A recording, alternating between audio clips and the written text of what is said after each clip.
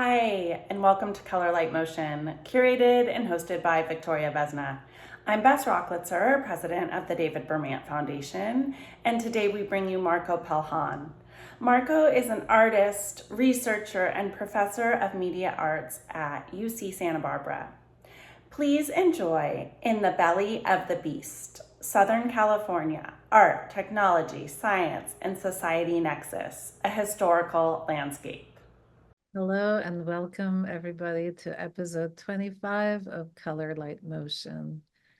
And today we have a wonderful guest who is a friend where our paths have crossed for many years now, Marko Peljhan, who also shares the path of us being from Yugoslavia, ex-Yugoslavia that doesn't exist anymore, country that doesn't exist anymore. He is from Slovenia. And he's also a professor, researcher, working at UC Santa Barbara, which I also taught in. And this is actually how I ended up in the Berman Foundation, because Santa Ynez is very close to Santa Barbara. And David Berman did actually come to the university a few times to present. Some of his works were on campus there. And Marko brought his students, as I did, to the collection many times, and sometimes we even overlapped and were there together. He will not talk so much about his own work as much as contextualizing the collection and through a few pieces that he picked. And most significantly, he picked the very first work that David Berman acquired, that started his collection, which is the Giuliani Alviani piece. And this work then kind of prompted David to start looking more into art that's using engineering or technology in interesting ways, and got him on the path. He also shows the work of Heinz Mack, who worked with Otto Pine, who was also in the collection, and it was even looked at in one of our episodes. Heinz Mack was very important with Group Zero. And this is all early 60s, kind of laying down the foundation. And Julio de Parc, also the work by Julio. Now, all of this is through also his own personal lens, which comes from kind of post-communist ex-Yugoslavia, and landing in what he calls, and what it is, the belly of the beast, meaning Southern California, where so much of the military complex and art and technology were evolving, along with further down north, Silicon Valley, and all of this mixing and gelling into this interesting culture, really. So this is a very deep dive into how this cultural landscape evolved, and within which David was forming his collection and really starting to think about how it relates to the work. And significantly, he points out that the collection is not something that stops at any moment. He moves along, David, with from artists in the early 60s to 70s to 80s until he passes away. So, and I have to say, it's important to know that Marko's work is highly recognized. He's been in Documenta, Venice Biennale, representing Slovenia, and basically as an activist, a very dedicated activist, excellent researcher and teacher. He is joined by Darko Fritz, who's an artist and curator, Andres Brockman, who's an art historian from Berlin, and Patrick McRae, who's his colleague at UCSB. All of this brings together a lot of brainwaves. It's a great listening to, and I have to say, you would want to actually go through it once in a while, stopping it and doing some links and research before you continue. There's so much that Marko shares in his talk, and it's much appreciated. And I think you will really enjoy. So here we go. So Getulio Alviani creates this work. This is a detail of the work.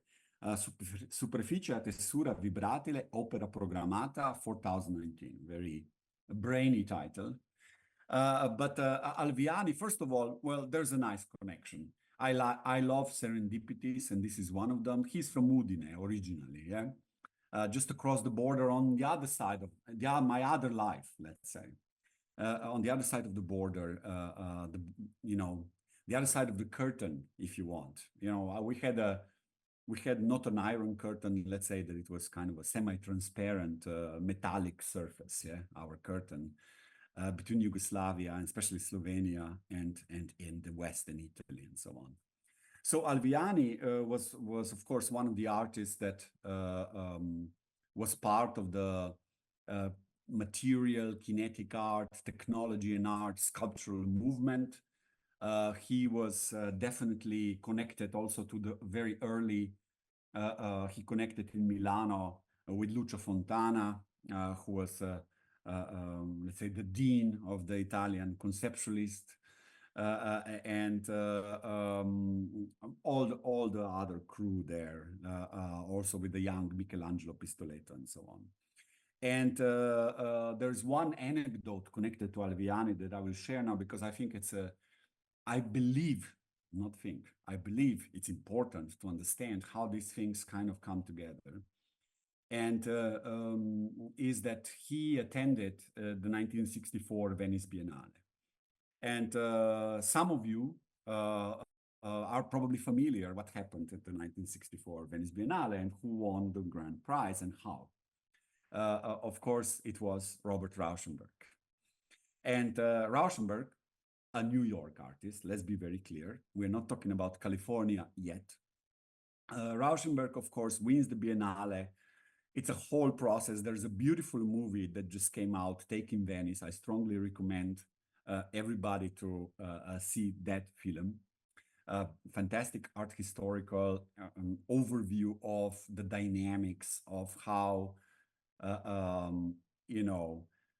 it happened that this very different type of art, and as we now know, Rauschenberg was kind of an instrumental connector between the art and technology world through his friendship and strong connection with Billy Kluver of Experiments in Art and Technology, and of course of the whole, let's call it, new American art world that was born out of some fantastic ideas that maybe happened at the Black Mountain College. Let's say this, even though, of course, Black Mountain College again.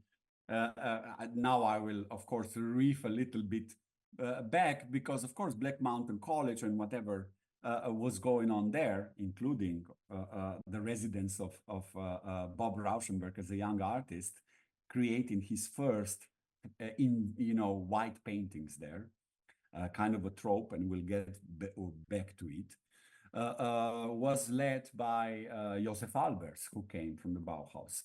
So there is that connection. And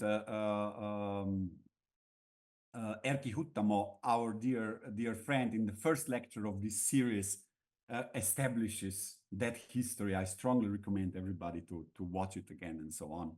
And we have this linearity, of course, and I'm a proponent of understanding history, also in art history, specifically in history of the idea exchanges in this kind of linear way. It helps demystify the myths of total erudition and geniusness, of heroic kind of narratives of artists that just create ex nihilo and so on. No, that's not happen. That doesn't happen, really. We all talk to each other, and it's a very, very different world than the one that sometimes tries to be presented. Yeah, not only in arts, of course, but in art and art history too. So clearly, the first work in the collection is this one, and of course, it's a work that deals with materiality. It's a work also by an artist that was extremely connected to to the first revolution, let's say, of aesthetic revolution that was going on at the time.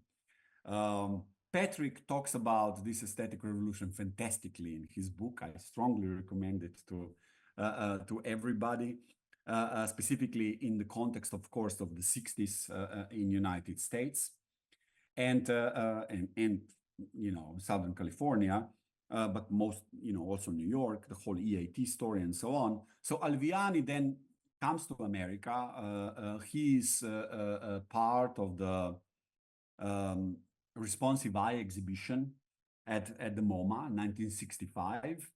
And he ends up even on the poster, if I'm not mistaken, for that show. So really, you know, a work that is static and it's activated by an observer, yeah? Of course, it has a very, very strong technological element to it. I think I had a short video here of, no, I don't. So for me, the fact that Alviani is the first acquisition of the collection is important, yeah? It's important because it kind of establishes, even probably inadvertently, the direction of the collection, which then follows the curiosity and the playfulness of who David was as a collector, as a person, clearly, from the choices of the works there. And yeah, I think that it's a really a pity we don't have it anymore here with us, this collection. But that's the way it goes. Santa Barbara is a strange place. Besides being the belly of the beast, it's also in many ways sometimes a cultural backwater. Yeah, don't get me wrong, but that's kind of a fact. And that's the problem, yeah, because Santa Barbara should have embraced the fact that this collection is here and should have, of course, done everything, not only to keep it here, but it should build a building for it, in my opinion, right? With all of the corporations that are around. But probably that's the problem of the belly of the beast. We'll get to there. The other work in the collection, this is just for kind of starting the whole story, is Heinz Mack. It was also one of the early acquisitions, as far as I understand. And of course, here we are already in the deep kinetic art zone. Yeah, if you want kinetic art, I call it, you know, intermedia or, you know, an unstable media work. Yeah. And Heinz Mack, again, you know, a person that is a historical vector that is definitely connected to everything that had to do with the belly of the beast from kind of the other point of view. He co-founded, of course, the group Zero with Otto Pine, who is also in the collection, by the way, and has a great, really nice opening nowadays. Just yesterday it opened, I think, at Sprutmagers in LA, if you want to go see it. Together with the fantastic works of Gretchen Bender, but that's another story. So, but Heinz Mack's piece, of course, the Light Dynamo #1, is again very much, you know, a logical choice for the collection. And I'm just kind of going through these 3 works that I have chosen from the collection. Because I think they point to this history, or 4. I've chosen 4. One that is more dear to my heart from another point of view. Then we have, of course, Julio Leparc. This is this one. Also 1969, the day I was born, the year I was born, not the day, I hope not. The Continuelle Lumière of Julio Leparc. Again, interesting coincidences. Yeah, Julio Leparc is the first non-European, non-American that wins the Venice Biennale Grand Prize in 1966. So 2 years after Rauschenberg takes away the prize from the French, because they have been receiving it forever. Yeah, Paris was dominating kind of art capital of the world, and with Rauschenberg taking that, and the Americans, of course, kind of opened the floodgates to this new type of art, really, in Venice too, which was at the time really one of the places where art really gathered. Nowadays we have many more. But Mark also was part, if I talk about Mark, because now that I mentioned Venice, of course, Documenta is another of these nexus points where a lot of these things kind of happened historically in the past. I'm talking always about more or less about the past. Nowadays, I wouldn't say that we have that kind of clarity, but maybe then we also didn't have the clarity. So Julio Leparc with the Continuelle Lumière, another work of this resonance, and of course my one of my favorites from the collection that is just a few years later, and a few years later from everything that we will be talking about today. And it's a work that is from 1973, if I'm not mistaken, and Waiting for Donna #3 by Cork Marcheski, of an American artist. And it's a kind of a simple electronic piece that has everything to do with the mystery of electricity, yeah, and it's done in a it's just a Corona, very high voltage transformer. Kind of it goes back into the Teslian hummus that kind of spurred everything that we are talking about these days. And again, coincidentally or not, of course, Tesla, but also, as you know, somebody who moved from what was the territory of former Yugoslavia to the United States to pursue his work. And so these works just show to me that the Berman Foundation has always kind of been in tune in my, I mean the collection, not the foundation. The collection was always in tune with everything that was going on around. It's a nice window into these developments. But if we go a little bit further into these developments, of course, we come to the Californian art that I want to talk just a little bit more about today. And why it happened, yeah. And this work, some of you might recognize immediately, some not. It's Robert Irwin's work from the same period. It's not part of the collection, but it's an his whole oeuvre, if you want, is also extremely resonating. It's resonating from on two levels and important. First of all, Irwin was an artist that grew up in California. He's really a Californian, yeah, born and raised, yeah, one of the few, because there was a lot of transplantations to California. It's kind of where everybody comes and gets stuck in a way, yeah, on the West Coast. And he was born here, so he's a true Californian artist. And in a way, he also, through his reflection, because he was also somebody that wrote a lot about his practice and so on, is an extremely important beacon, in my opinion, to understand the logic of what happened in California in the 60s and later, yeah. And this reflective part, in the case of Irwin, self-reflective, is, in my opinion, something that created a lot of misunderstandings. The lack of it with most other people created a lot of the misunderstanding of the reception of everything that people tried to do here. Irwin, of course,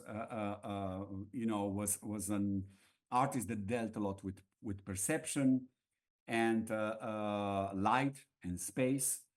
And of course, him and James Turrell then together also form a whole, aesthetic formation, as Alexander Flacker would say it. So aesthetic formation that is extremely relevant to the notion of the belly of the beast from two very different points of view. Actually, they are in a way very, very different artists. How did this whole California engagement with art and technology happen on other levels? So in 1965, of course, after the Responsive Eye or before, the Museum of Modern Art in New York was very active in kind of embracing these new paradigms in arts, which if we look at it from the historical point of view, it was just one decade, the decade of the 60s. And we all know what happened in the 60s. I mean, a lot, yeah? We're still talking about it today. And some of it was reflected at the time quite well, and some of it was not. And that's why we are still talking about it. So the machine that Conti pulled and put together a very kind of historically vectorial show, starting with, of course, the early avant-garde art, but also, having some constructivism, all of the machine artists of the 20s, of course, with the sprinkling of futurism and so on, a lot of Duchamp, which again, a very strong influence on a lot of art thinking, let's say. And but it also had this. It had a section of the show that was created and was the result of a call that Experiments in Art and Technology did as a group.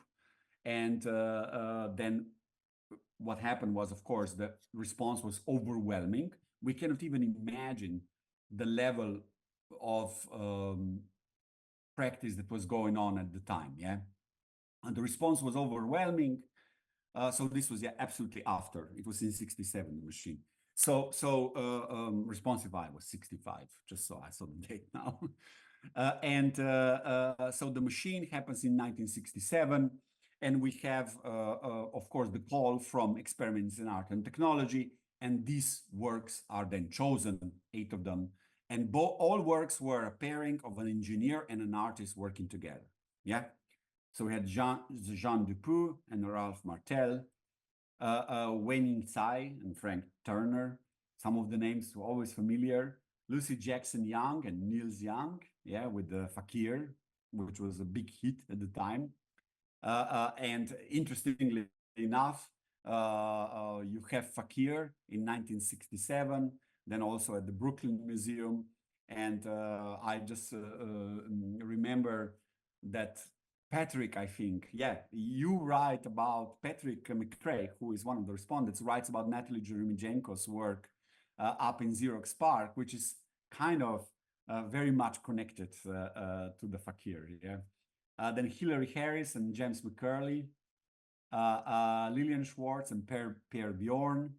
Again, some of the names of those of you who have followed EAT or have studied it will find them very, very familiar. Robin Parkinson and Eric Martin with essentially a robotic, structure, a ball that was moving and so on.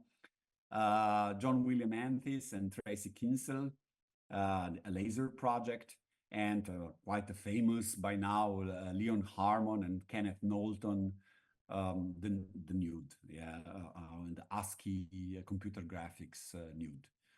Interestingly enough, as this show, so many things happened at the time.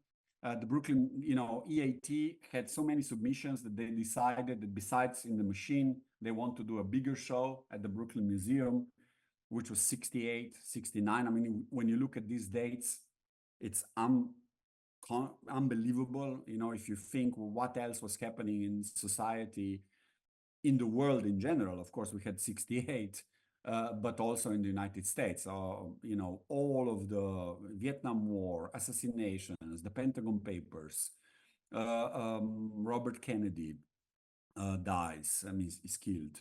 Martin Luther King is killed. So an incredible turmoil in society. And in this turmoil, then we have, of course, this extremely at the time where we have a certain problem, how these things have disappeared.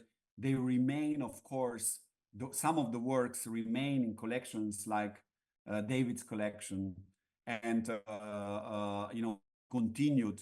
It's interesting from my point of view. The Berman collection is also interesting because there's a continuum in it, right? It goes all the way to the 90s, yeah, to the late 90s, really. So you have, and it's a very particular take on art and technology in media. It's a very, very unique collection in this sense, because it never kind of stopped. And you can see these connections. So what happened, the background, of course, is there was this whole situation going on in New York for quite some time. The art and technology nexus, if you want. There was, of course, going on in Paris too, with Grave, and it was going on, which Julio Leparc was also part of. I mean, I think even a founding member. And in Germany with Zero and so on. So you had all of these things kind of gelling together. Everybody, almost everybody, kind of gravitated then to the United States because of our, I would say, military-industrial complex on one level, and of course because of our industrial academic complex on the other level. And what happened was, of course, we had then in 1966 a New York-based curator, Maurice Tuckman, together with Jane Livingston, which is always kind of forgotten, not mentioned. We won't even talk about the male-dominated situation in the arts at the time and today, but today it's a bit better, I think. But at the time, so it's interesting, you know, in my opinion, Jane Livingston was extremely precise. If you read her writings compared to Tuckman's, well, she was actually much more reflective. He was overwhelmed by his kind of proposition, let's put it so, in my opinion. And so Tuckman comes as a young curator from New York to Los Angeles County Museum of Art. And of course, he ends up in the belly of the beast, yeah? There was this heavily subsidized Apollo program related, but also armaments industry related situation. You know, he thought, okay, this is because of and it's, in my opinion, again, somebody might know more than I do, and that's why we have respondents here. But in my opinion, it's very curious how Tuckman does not really mention a lot in his report, the book that was published of Art and Technology, which I have here, one of my copies. In this report, he does not really mention experiments in art and technology, not even once, as an organization and so on, even though he's highly indebted to it on so many levels. So, but he was a good impresario. He managed to dragoon a lot of corporations through the board, and actually the board first rejected him, but he managed to get a lot of corporations involved. He approached 76 artists himself. On the other hand, there was a lot of unsolicited, of course, proposals that came, and 23 of these projects were realized. None of them were female, and so on. And if you look at the title page, of course, it's just guys, you know, and you can clearly see who are the artists and who are the corporate types. But he had Richard Feynman at Caltech to help him kind of open a lot of doors. with his, prestige, let's say. And then, of course, there is a story of the Osaka Pavilion. So the art and technology program at LACMA tried to bring together artists and engineers and corporations. And what happened with it was the whole process was deemed to be a total disaster, from the critical point of view of the time. When the show finally happened in 71, there was two, of course, important texts that every media artist should read many times over. One is by Max Kozlov, a critic in the New York Times. Actually, there's three texts everybody should read around these topics. The third one I'll mention later. A second is, of course, Jack Burnham's Corporate Art text, both published in the Art Forum. And the third one is Calvin Tompkins' recollection of what happened really in Osaka Pavilion, which was published in the New Yorker. So the process was going on. There were a lot of problems. I'm not going to go into this in this lecture at all. Let's just say that the beast beat back. It beat back Tuckman in his back end quite well, because, of course, there was a naivete in this process. And there was a lack of something that our colleagues in the New Tendencies, specifically in the New Tendencies number 4 had, which was the participation of philosophers and theoreticians.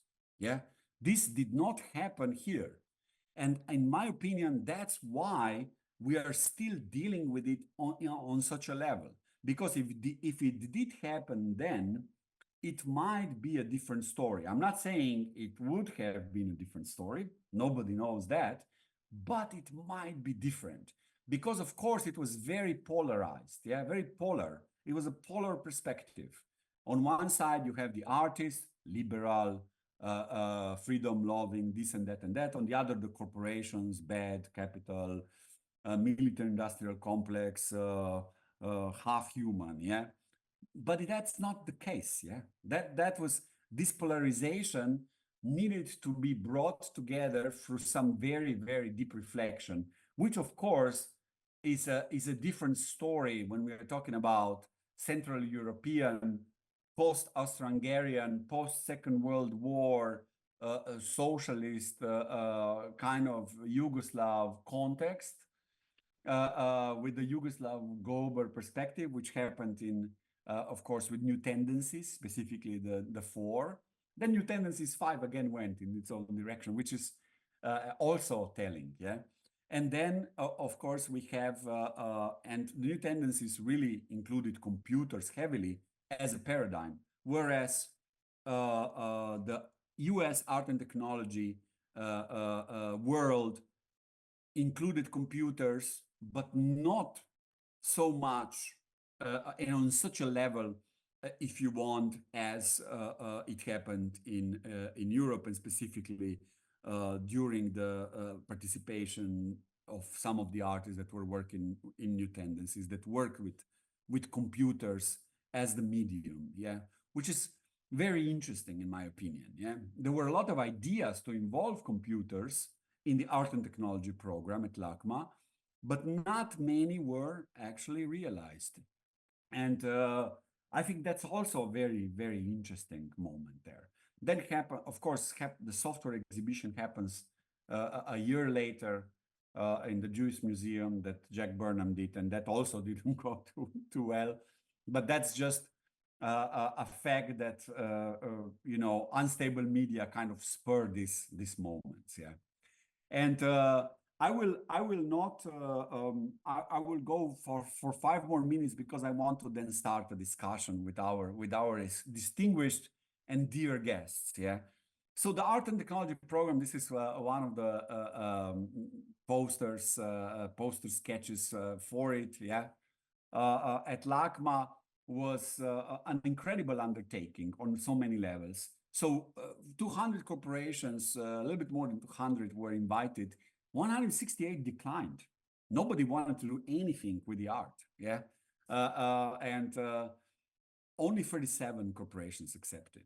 And so that was really interesting. And one of them was Garrett, where of course you know, the famous rift between Robert Irwin and famous for some people between Robert Irwin and James Turrell happened, yeah, where Turrell refused to go in the research direction that Irwin was so interested to kind of continue with on perception, yeah.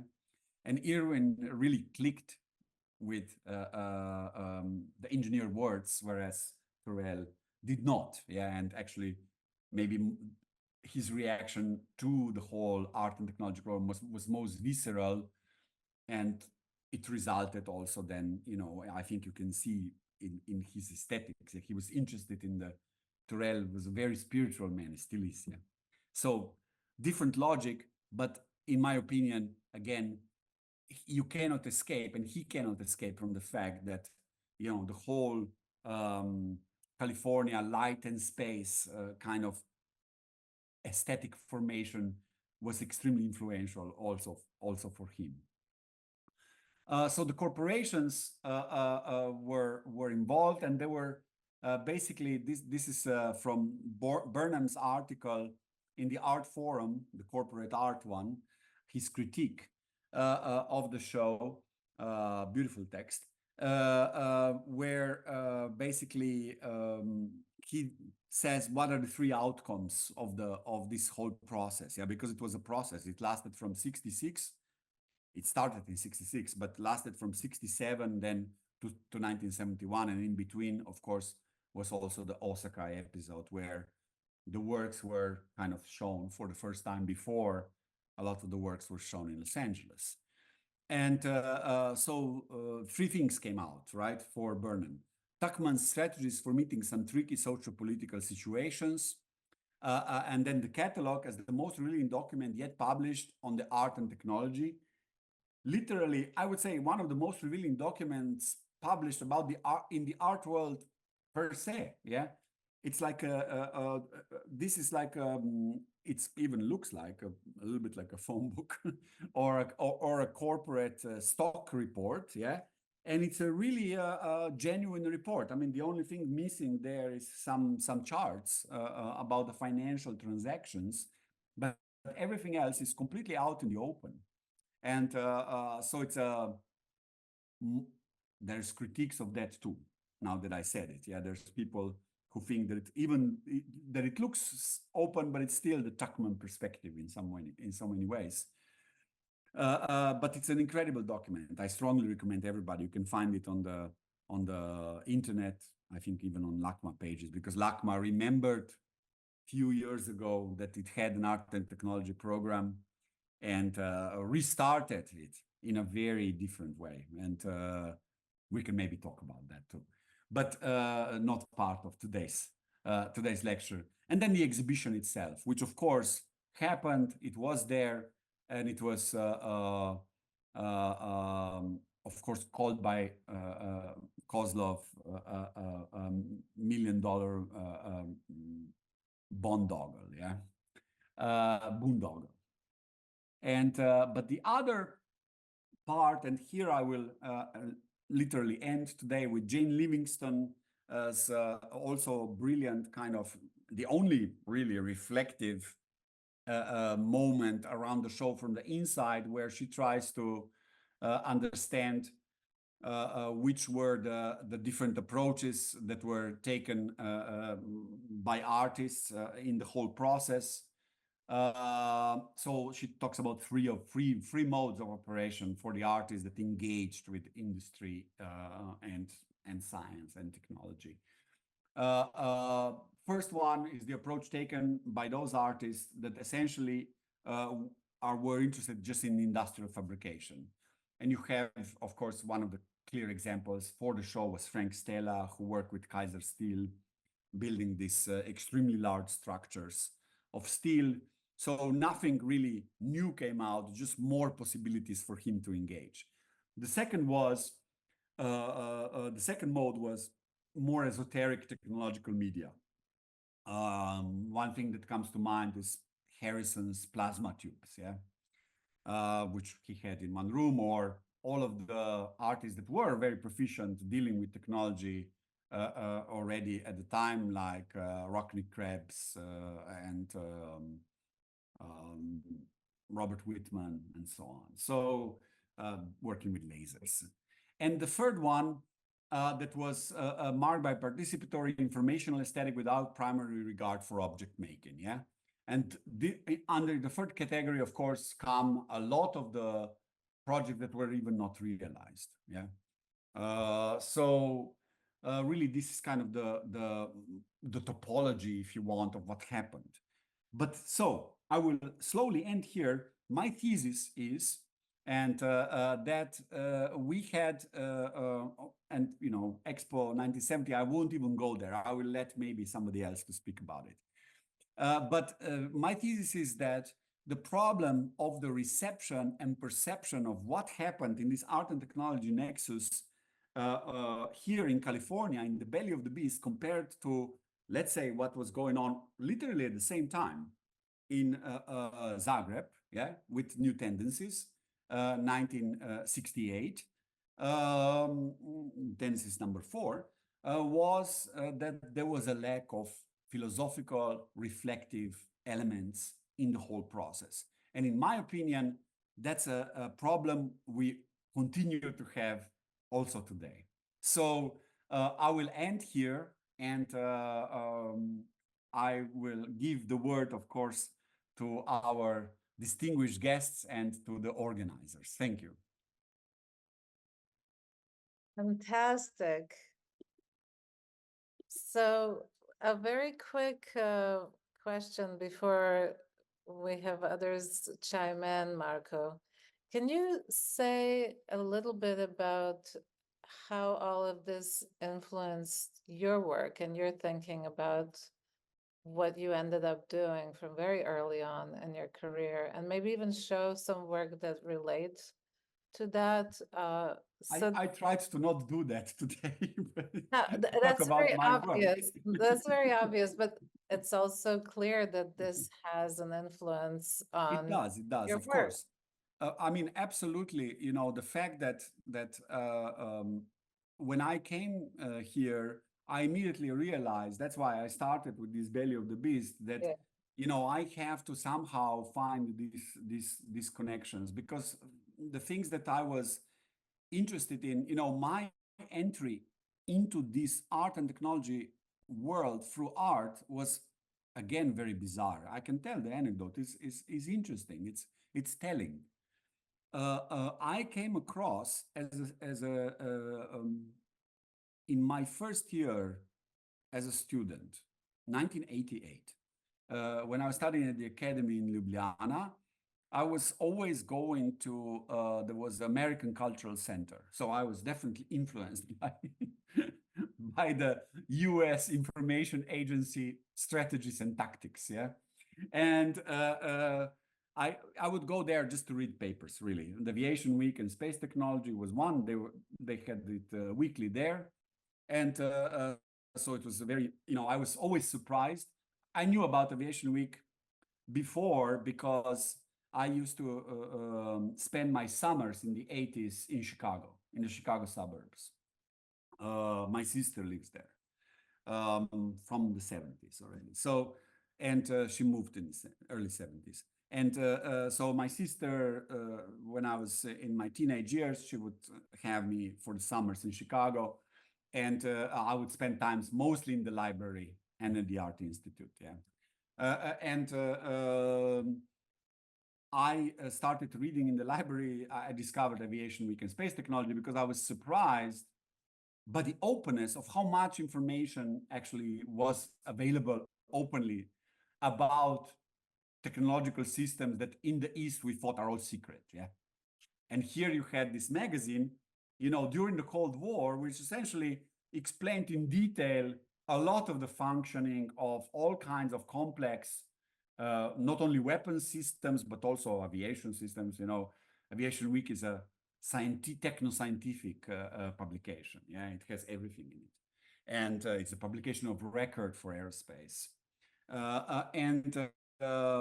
So that was the reason why I went to the American Cultural Center. But there I discovered by chance, this is totally by chance, a book that Douglas Davis wrote at the time, Art and the Future.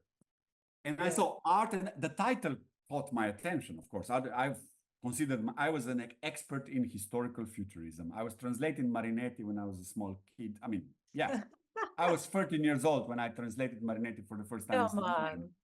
Yes, because Italian is my second language. And so I little did I know he was such a fascist, yeah. But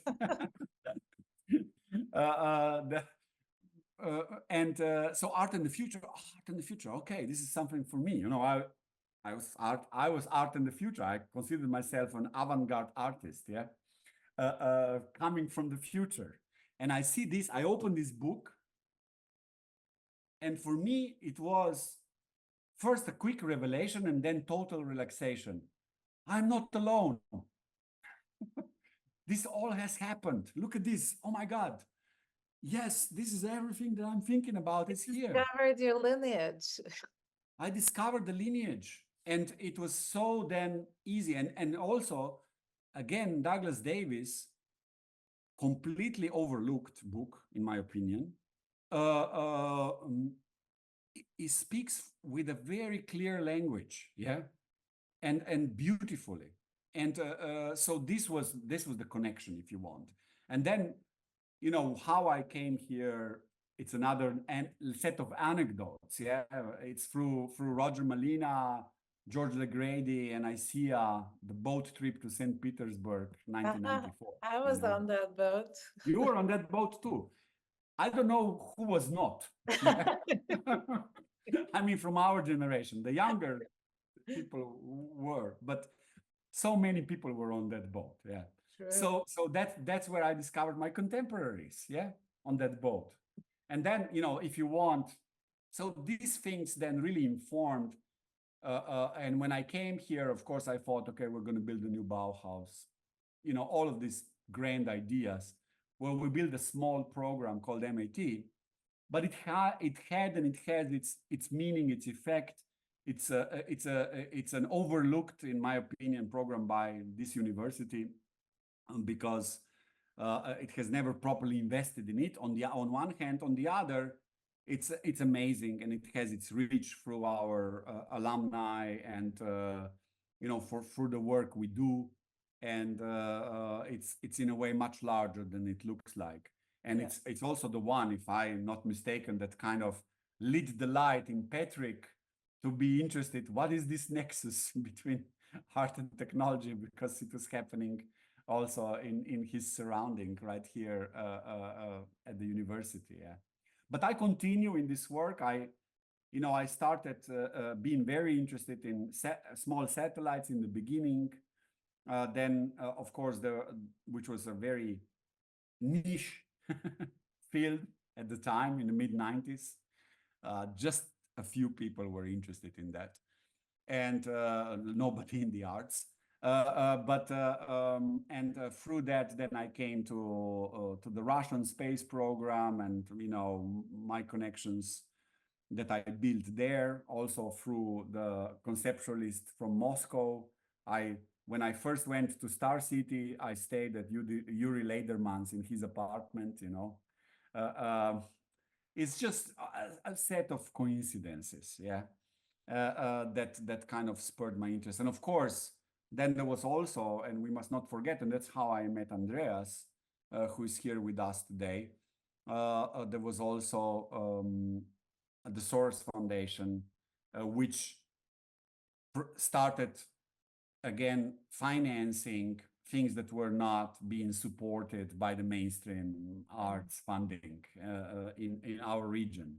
Yeah. And that's how you know, then our Media Lab happened and all of that. So I mean, and then we became part of Syndicate, and Andreas was, of course, already then very, very active also in that. And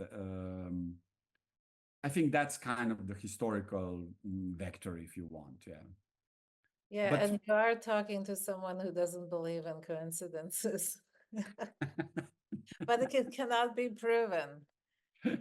So let's move move on to maybe Andres. You can say something since he referred to you last. Oh, you need to unmute.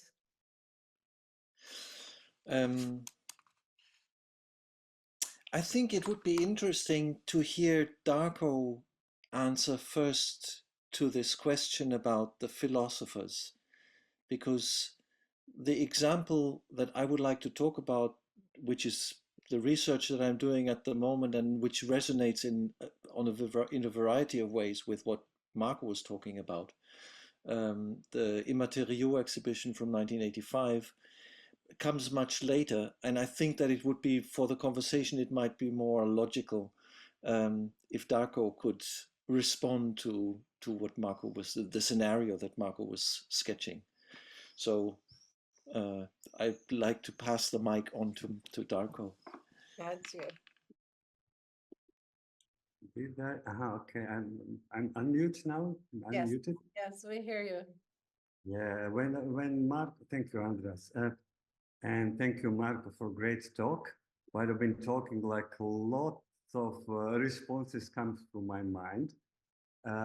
Just like maybe you mentioned several times new tendencies, and I'm not sure how those very complex phenomena called new tendencies it's known about. I propose some kind of categorization to understand it a little better and a little more easiest. I'll do it like in the shortest possible way. It started in 1961 in Zagreb. And this timeline is important because I will now comment on the timeline that Marko proposed. So the first three artists you present from collection, Alviani, Hans Mack, part of the group, Zero Group, and Julio Leparc, part of the Graph Group from Paris, are part of this very first group. That time suggests spreading from 1961 until only 1965.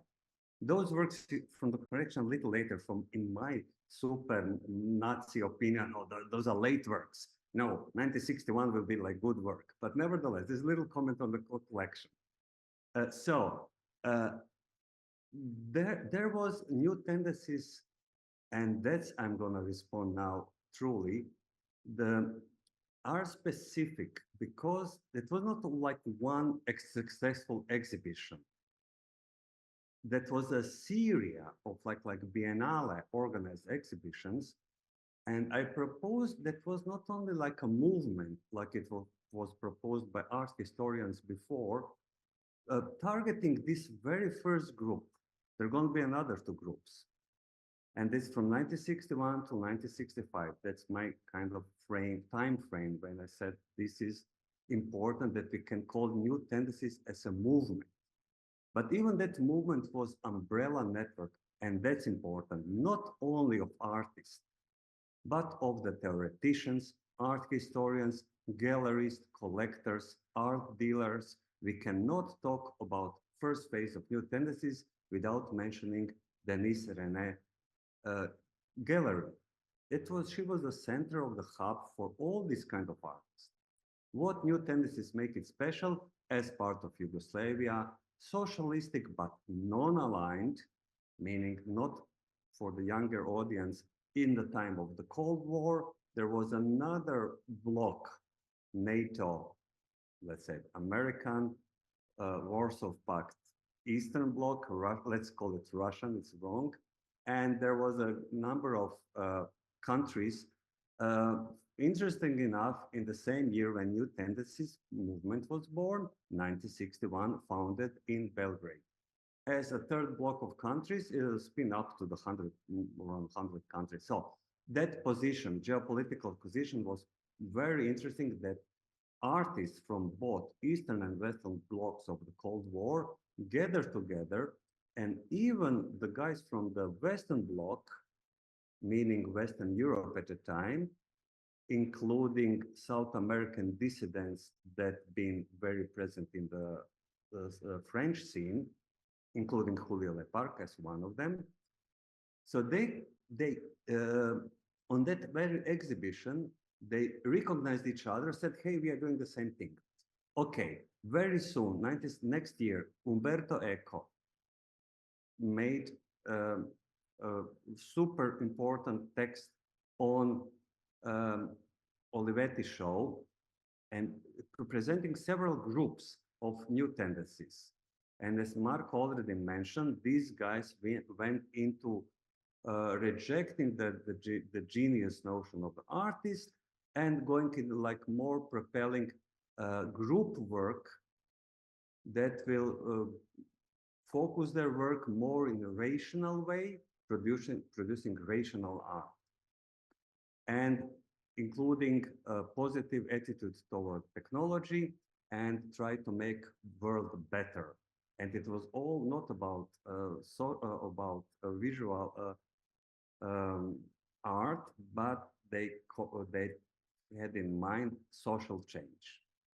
They've been all kind of more or less leftist, hardcore or softer leftist, and they like to change the world. And they use the notion of researcher. That's another thing that Marko mentioned.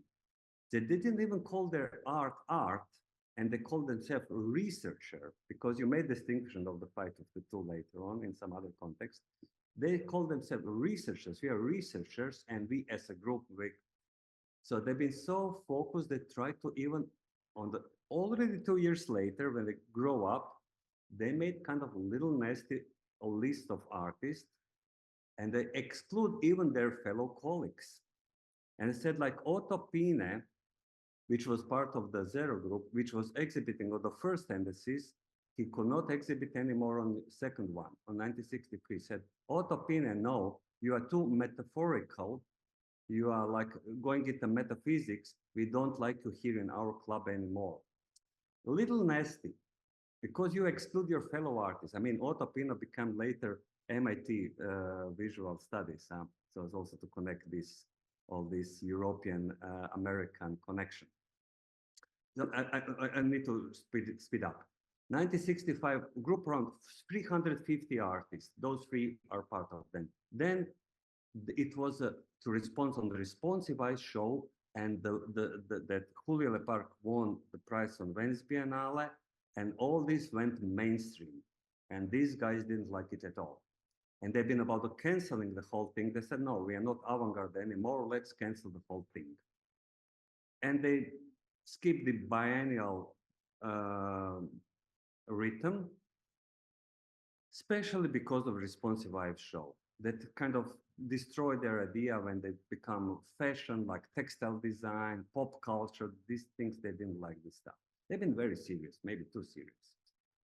And then they said, okay, let's, so in the first group, talking about theoreticians, I mentioned Umberto Eco.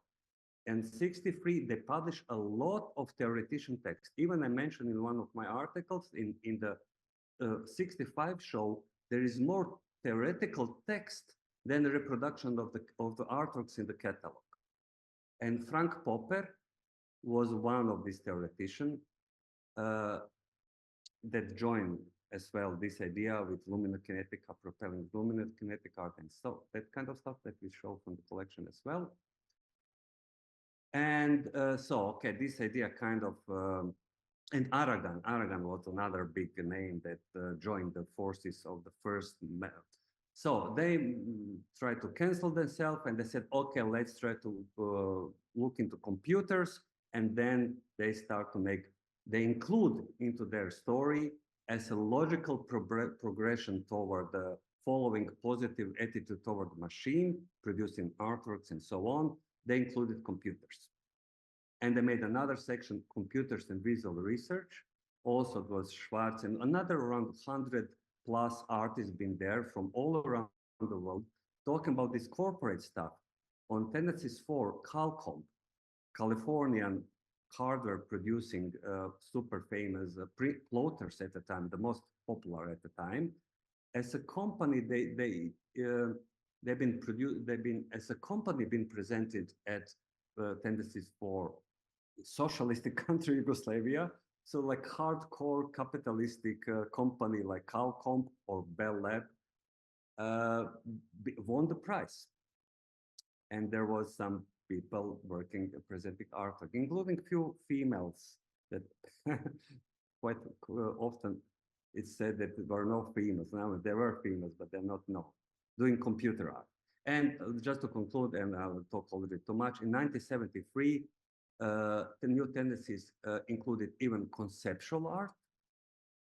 And that was one of the few places in the world that this group from the first group, let's say analog visual researchers, then digital visual researcher and computer artists exhibited and been confronted under the same roof. And that was Tendencies 5 exhibition in Zagreb, 1973. And it was just only one symposia in 1978. And that's the shortest story of new tendencies I could tell. Thank you. And there was a lot of responses, and these few things that Marko said, let's say in LACMA, there was art and technology was a big topic. Let's say Boijmans Museum in Netherlands had 1970 the annual program called Art and Technology as well. It's forgotten. And I learned from, I have it here, a link from, it was great. I sent it to Vesna. Thank you. So maybe we can move it on to Andreas or Patrick, whoever wants to tag on to all the wonderful things you updated us on. I'm happy to say a few things. Yeah, please. Yeah, so Marko, thanks very much, and I appreciated the very kind shout outs to the work that I've done. A couple of things that you said brought up some questions for me. You know, your talk is the belly of the beast, and obviously a lot of the companies that your artists were collaborating with, you know, were, as Max Kozloff described them, sort of the rogue actors of the violence industries. The thing that strikes me about the current situation with Southern California art and technology is that there's a sort of new militarism where the companies that are involved are not obvious weapons makers like Lockheed Martin or what have you. It's, you know, SpaceX, Hyundai, NVIDIA, what have you, which I think says something about the changing industrial landscape of Southern California. I was also struck by your comment about the collaboration between artists and engineers, and it reminded me of your own career, where in the late 60s, the artists needed to collaborate with engineers because the technologies were, for the most part, beyond the capacities of what artists could work with. Whereas someone like yourself, Marko, you have this hybrid career, and indeed your own work is a form of hybridity. And I think, you know, Victoria's work also certainly fits in that category. So that strikes me as a way of just how the identity of the artist/engineer has changed. And then finally, Darko's comments reminded me that how critics of art and technology circa 1970 attacked it on several fronts. One was just the aesthetics of it, namely that they didn't like it. Second of all, there was the ontological question, what exactly was being made by these artists and what was coming out of these collaborations. And as we're seeing with AI generated art, the perennial question, is it art? You know, which still 50 years later, we still seem to be stuck with. And then finally, there was the ethical question that by collaborating with the violence industries, that artists had somehow compromised themselves. But Darko's comments remind me that one of the key differences, I think, between art and technology as it existed in the United States versus in Europe was that, at least in the United States, art and technology was fairly under-theorized and fairly apolitical. And it certainly wasn't caught up in these various webs of politics the way that you had with New Tendencies or Grav or groups like that. So those are just a couple comments. And then a comment, I guess, or a question for you, Marko, is, you know, you live in the belly of the beast now. How does it look different compared to this historical survey that you've provided us? Yeah, I mean, thank you. Thank you, Patrick. It's very different on one level, but I think it's still unreflected. Yeah, you mentioned NVIDIA, you mentioned SpaceX, and so on, and I really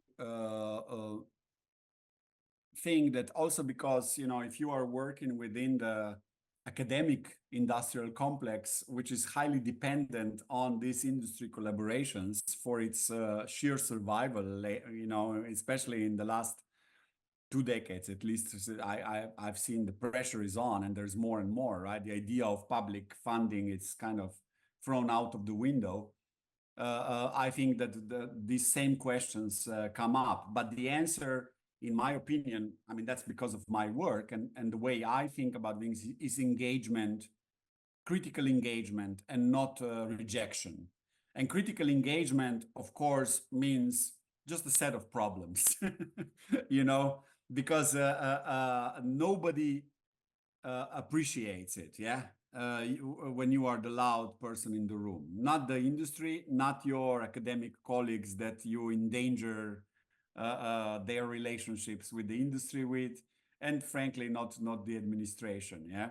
So, and I'm not talking about criticism on the level of, the hidden militarization and so on, because if you look at how we forgot completely, at least, I mean, I can see, and I didn't, but I think that as a society, we are completely numbed about, for example, the industrial surveillance complex that we are part of, all of us voluntarily, because we have mobile phones, and all of the Snowden revelations, and everything that's connected to that side of things are buried. We are, society is already so enmeshed with technology.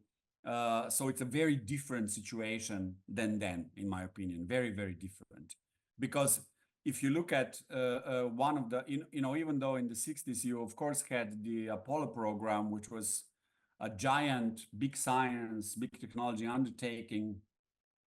You, on the other hand, also had a response that was connected to it, which was the whole Earth review and that whole, subculture, which was, where you had goat husbandry, solar panels, and independent energy systems and so on. So everything coming together.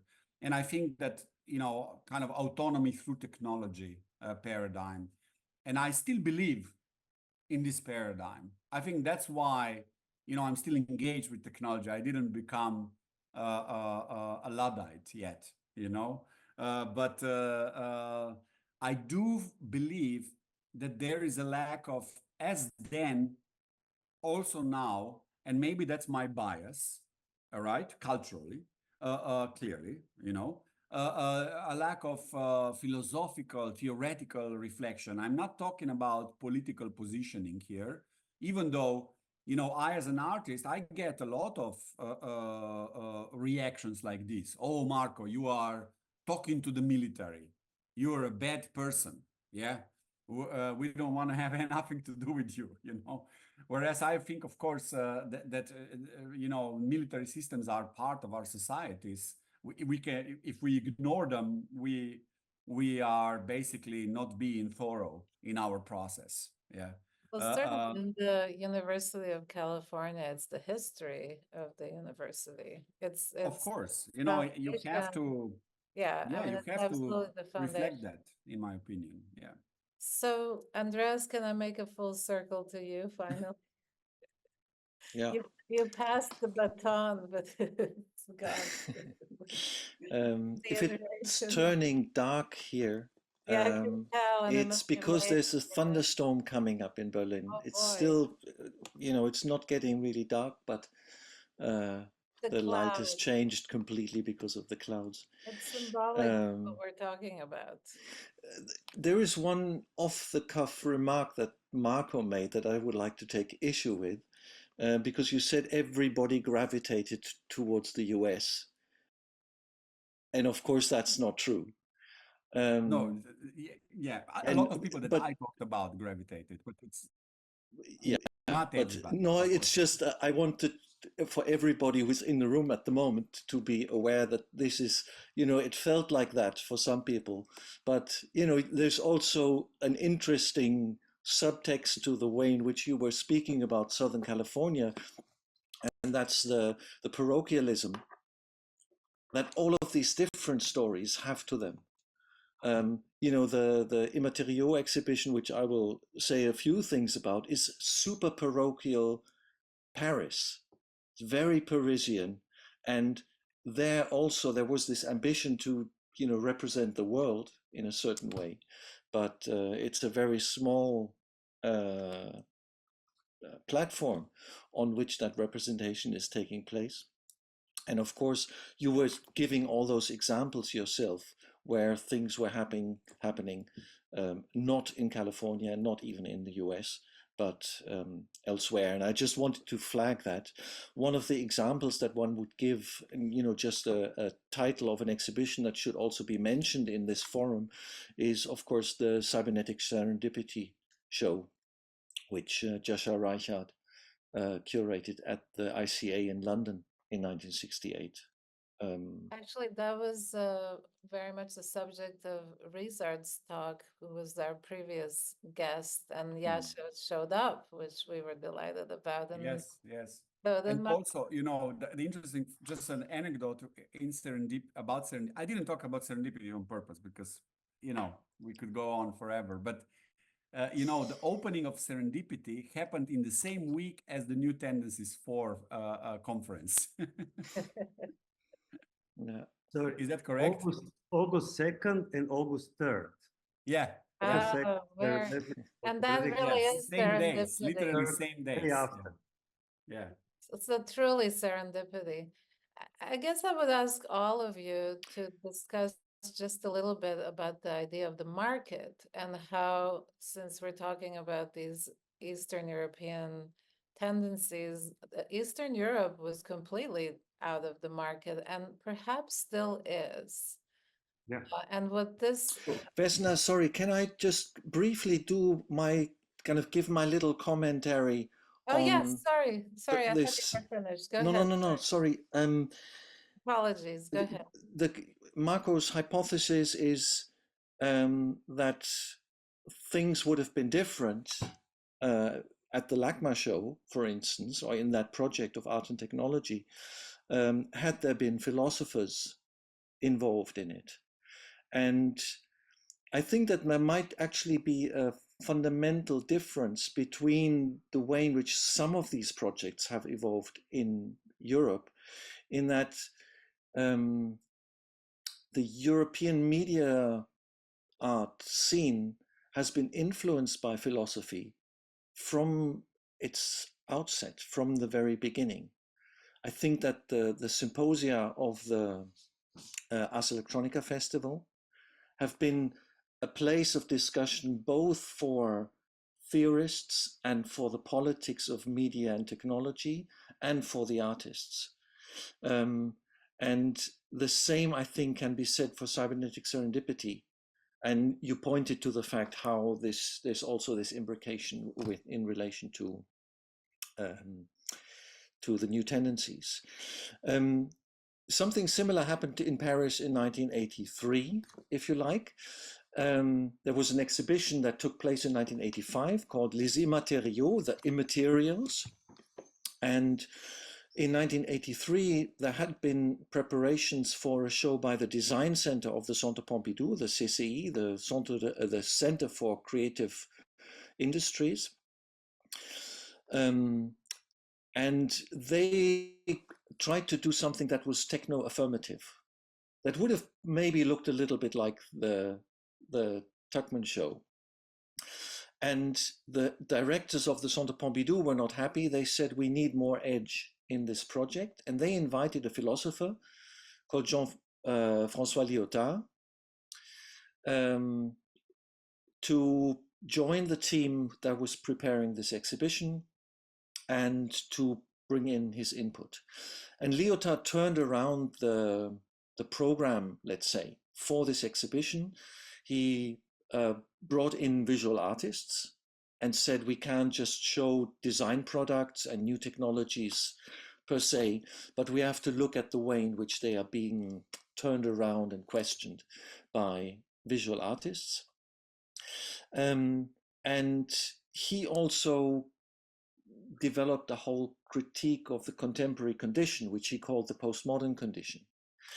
Now, interestingly, if we go a few steps backwards, the 70s that you were talking about, Lyotard was there as well, and he was in California. I'm not sure when he was teaching where.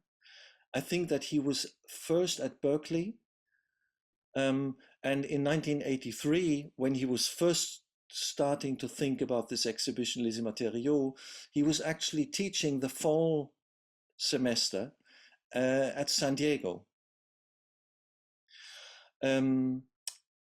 A few years earlier, he had not only written a book that became quite famous, that's called The Postmodern Condition, in which he was speaking about the way in which conceptions of knowledge were changing under the influence of new technologies. But he also published a book in 1979 that in English was called The Wall of the Pacific. And it's a book about California, seen or visited from Paris.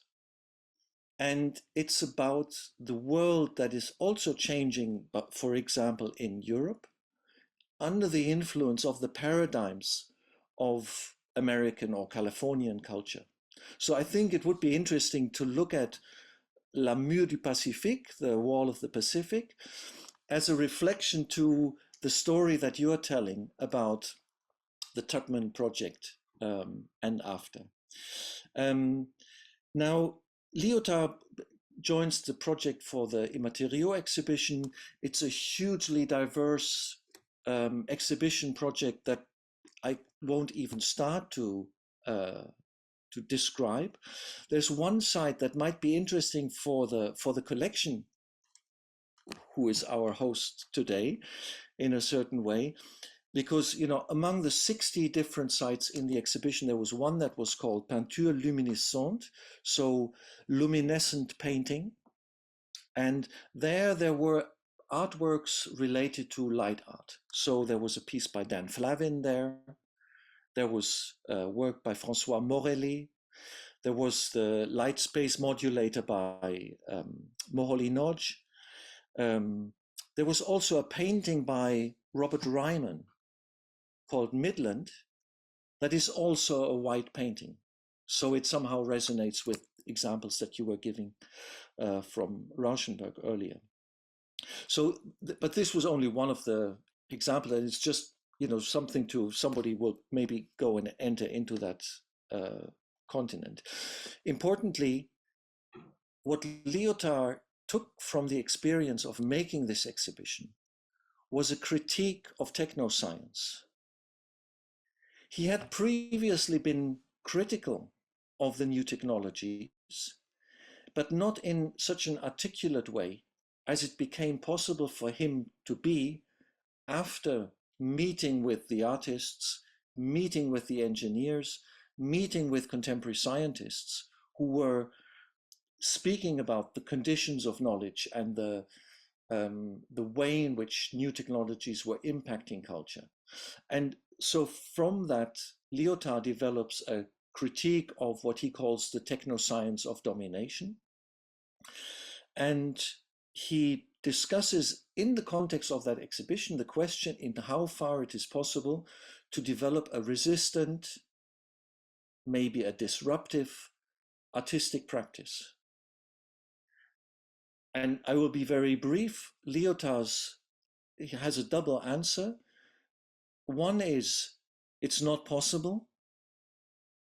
It has to fail.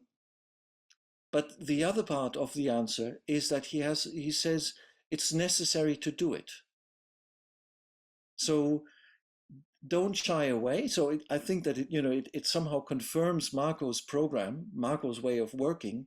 It's bound to fail, and you need associates like Velimir Klebnikov to keep you sane in this mad world. But it is necessary to engage with these things. And this is a lesson, I think, that Lyotard also learned in the confrontation with Thierry Chaput, who was the design curator at the Centre Pompidou at the time. Yeah, maybe I leave it there. So there's a resonance on different levels there as well. Patrick? I don't really have a whole lot more to say, I guess. You know, again, I guess I'm thinking back to the ways in which, you know, what we can sort of learn from these moments from the late 60s, early 70s, and how they resonate for today. And, you know, questions of failure and how one judges failure. You know, can we say that the movement of the 1960s, 70s failed, given the fact that, you know, we have a media arts and technology program at UCSB and similar programs at UCLA and other schools. So I guess this sort of calls into the whole nature of what it means to fail. Victoria, you raised the interesting question of market. And it struck me that maybe one of the reasons why the art and technology movement was perceived to have failed was that so much of the work was ephemeral. You know, that once you unplug it, what are you left with? You know, if you have Rockne Krebs laser artwork and you turn the lasers off, what's there left to sell? How can this sort of, you know, survive and persist in a marketplace if there's actually nothing really to, you know, if there's no physical, tangible commodity to sell? So, and again, I'd be kind of curious to hear Marko's thoughts on this, because I know a lot of your projects, Marko, are more process oriented. And at the end of the day, what have you created that you can sell to the David Bermants of the world?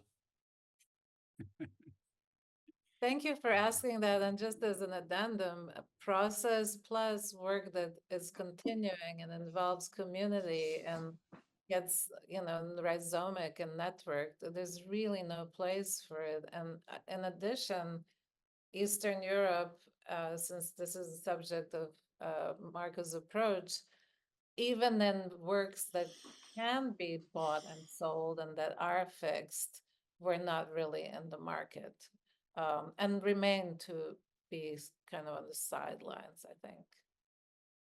Maybe Marko can finish us off here, or Darko may have a moment too, since it's Zagreb. I'm sure Darko has also Yes, there is. It's something that this history of media art we can see through the bouncing of techno-utopian and techno-dystopian discourses. And there's a history of this, what I'm most interested in, insider critique. Like, for example, Gustav Metzger critique, who himself employed technology in his work very actively and also participated in Tendency 4 show with computer generated works for screen, like just a model, not the actual thing.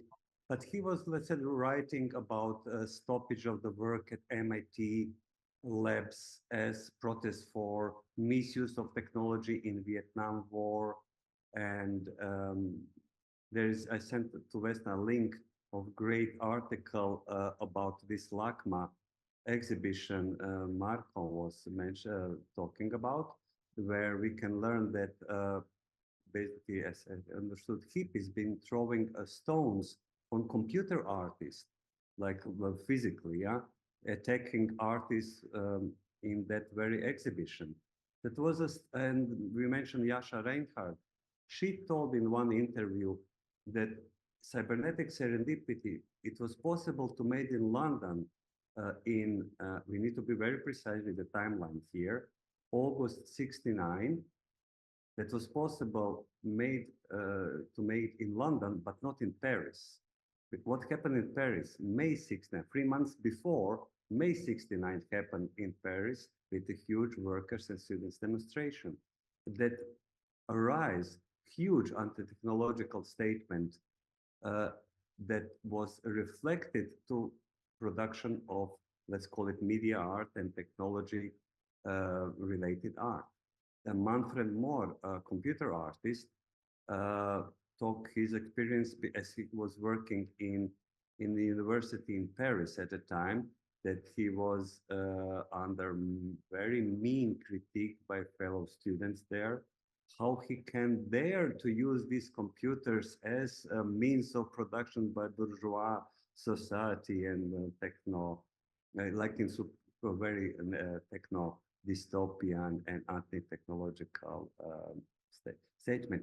By the way, you mentioned Osaka as well. There was a whole movement, anti-Osaka movement in Japan. Not a few artists, the whole movement. In even Chebe Van Tien and Dutch artist and theoretician. He year before Osaka, he sent through all art papers letters to boycott Osaka as such, that art fairs world fairs are not good enough as kind of art project in the way, socially engaged art project. Pepsi Pavilion was a big failure, like Marko mentioned, actually just didn't work. And also what EAT, with best intention, best thing in mind, they like to open, they imagine it as open podia where creative people will experiment with technology. Just didn't happen. They need to narrow their choice to the very few artists actually there. And just things didn't work on technical level. Nevertheless, they've been very much a subject of critique of the fellow colleagues at the time. Regardless, their best possible intention, it was not read this way. This reminds me of a very good commentary recently by Slavoj Žižek talking about art fairs and about how, anyway, I won't go into it, but it's a really funny commentary, like talking about feminism and environmentalism and all these issues, and then it's like in the belly of the beast, as Marcus says, and you're just kind of swallowed. So it doesn't matter what your subject is. And to touch on this idea of using technology while you're critiquing it and while you're exposing it in many ways, which is what a lot of people, scientists, artists are actually curious to do, engineers as well. There's somebody recently corrected me in the use of Luddite, and that's what you said, Mark, at one point. I'm not a Luddite. That Luddites emerged out of an industrial age, especially in Britain, when the machines were taking over wool production in particular, and it was to not necessarily be against the machine, but against the way it's going to replace everybody as jobs. And we're on the verge of this, if not exactly already happening, of these many jobs are going to be gone. Some estimate even at 60%, which is a huge number. So whatever was predicted or talked about in the 60s will probably happen as a tsunami wave. And I don't know if we at all are even preparing our youth for what's up. So maybe some last comments on this tsunami that's upon us.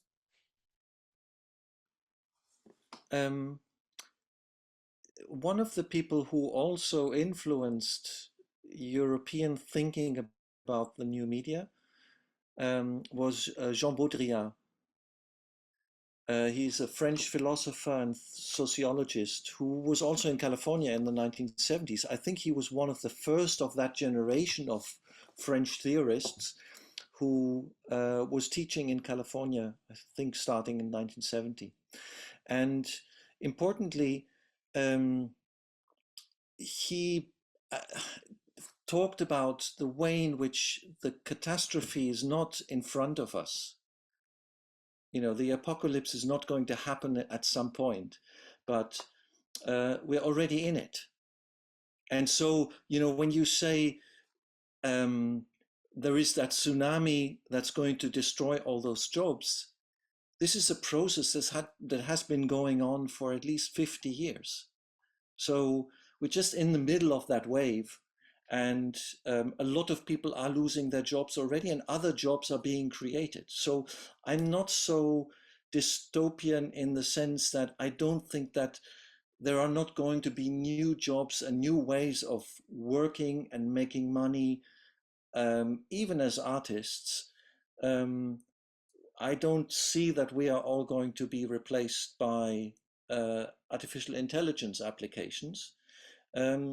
because we will, as humans, we will always be interested in both the intellectual and in the physical aspect of encountering each other. And people are going to always want to pay for being at that exhibition opening. So for me, I'm not so worried, accepting that the catastrophe is already happening. I think, this is something very important to understand. We're in the middle of the apocalypse. I agree. And at the same time, I feel that there's waves, and it's a kind of a different waves come in different times, of course. And there's times when, yes, many factories do close and many people are on the streets, and it's a larger wave that we can anticipate. But I agree, we're in the midst of a perfect storm, actually, because of so many different elements happening, coming in together at the same time. And we can just do our best, right, Marko? Yes, I mean, metaphorically, I love the idea of a tsunami. I think, Andreas, you are spot on, and I can just imagine us surfing this tsunami like silver surfers. Let's just celebrate that, and then Just I very think. few of us have that ability and privilege. Let's just say that. But speaking about, Andreas, I mean, you're somehow confirming my thesis, Lyotard, California, Baudrillard, California, Louis Adamic, a Slovenian writer, wrote this book in 1926 that I republished, The Truth About Los Angeles.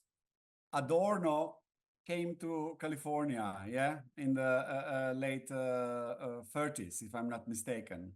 And then did his whole work on. Said not to forget Marcuse and Yossi. Yeah, so I mean, it's true. Oscar Fischinger, you name it. I mean, there is a tendency that we go towards this Pacific wall.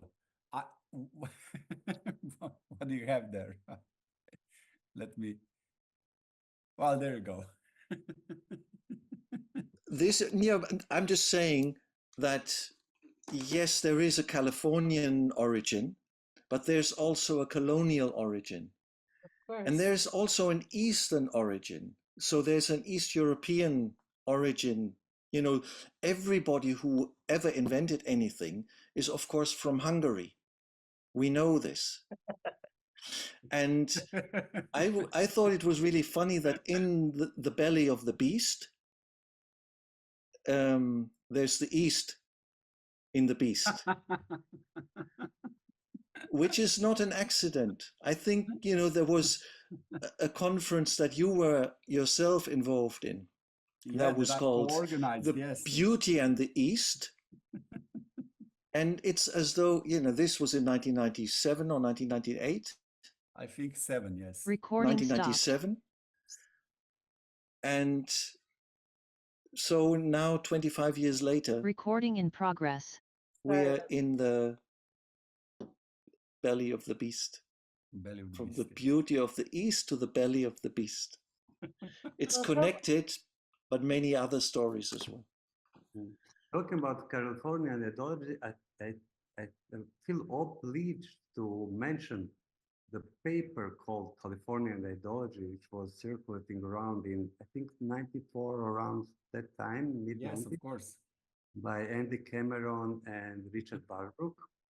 And they pinpoint some great connections between hippies and development of oh yeah, definitely, technology and how that culturally related. And those hippies are very rich people now. They're not exactly hippies anymore. But thank you so much to everybody. We're between California and New York and Europe, and it's just wonderful to hear this discussion that I think could go on for another couple of hours and probably should be a separate session.